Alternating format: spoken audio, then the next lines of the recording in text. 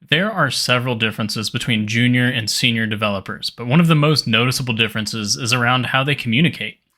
In development, questions are one of the most common forms of communication, and today I've got some tips for you that will help you ask those senior level questions. So, the first tip, ask a question. This one might seem obvious, but if you're looking for an answer, start by asking a legitimate question. My code doesn't work is not a question. How do I make this code work is better, but still not great. We'll make it great in the next three steps. Your next step is going to be to establish the context. Establishing the context makes sure that you and whoever you're talking to are on the same page. How do I make this code work is probably better off as I'm trying to get this React hook to trigger when the name property has changed. How do I make this code work?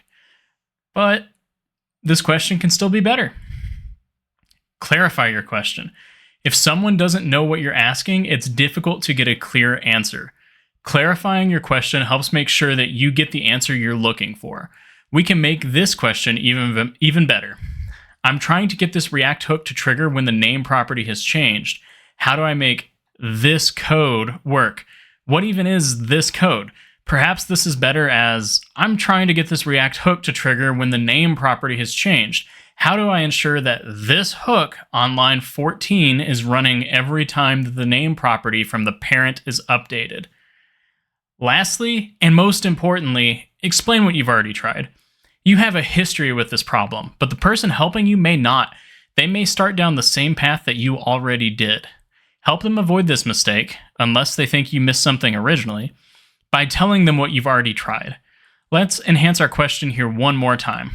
I am trying to get this React hook to trigger when the name property has changed. I've tried setting up a local state to hold the name property, but that's not working.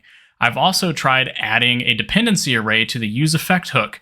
How do I ensure that this hook on line 14 is running every time that the name property from the parent is updated? Do these things, you'll take your junior questions and level up to senior level questions. Have a great day.